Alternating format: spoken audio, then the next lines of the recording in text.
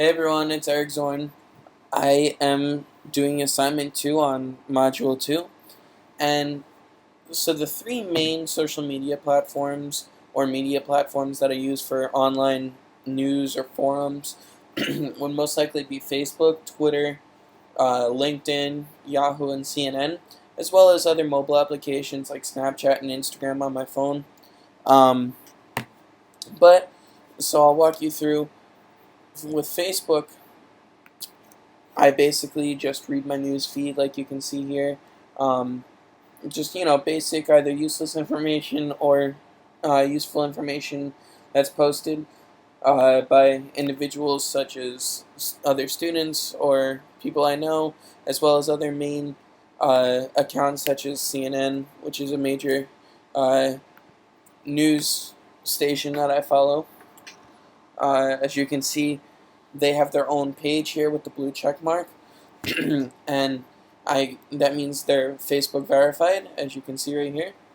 And I usually just scroll through the headlines and sometimes read some of the comments by the public and view what they're saying, as well as on Twitter. This is CNN's tech page I just happen to have been on because I follow a lot of tech news. Um, so basically, you'll see, I'm sure all of you have used Twitter at some point or use it frequently. Um, and as you can see, they're also verified on Twitter with the blue check mark. I believe Twitter started that. A little information about the page you're viewing, and I mainly just scroll through the tech or through the headlines for whatever type of news article I'm reading at that moment. Um, and let's say it happens to interest me, I click the link and maybe read an article linked to the Twitter post.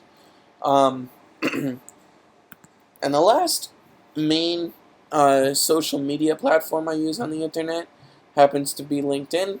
Um, Being that I am a college senior, I've been looking for jobs, and last year I've been looking for internships. It's a great resource, as well as getting to know people and connecting to other employers and employees of those companies. And as you can see, also, some companies that I happen to have followed post their own news and information and pictures as well on LinkedIn publicly.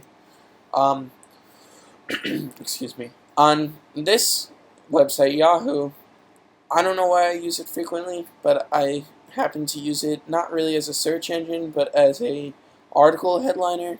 So like sometimes I'll just click on yahoo.com and read the main entertainment or news articles or sports articles that are going on at the moment, and I'd kind of just disregard some of these smaller, less useful articles at the bottom. But as you can see on the left side of the page, they have each of their categories of news that you can follow. And last but not least, CNN.com, and I also do use the New York Times, which I'm sure you guys are familiar with both. Um, Both are great news sources in my opinion. You get all the updated articles of what's going on in the world or your country or your local area. And again, there's categories at the top on both websites. And so those are my main computer used websites. Snapchat's also a great resource in my opinion because Snapchat enables you to quickly see kind of like a live stream feed or a now they have their own embedded news feeds within Snapchat. If you go to My Stories and Instagram, you can follow different companies or not just people personally, and they post their own advertisements or their own information about a product or something like that. Um, so yes, but then again, I also use Facebook and Twitter and LinkedIn and Yahoo and CNN and New York Times on my phone as well, because all of them are mobile friendly as well.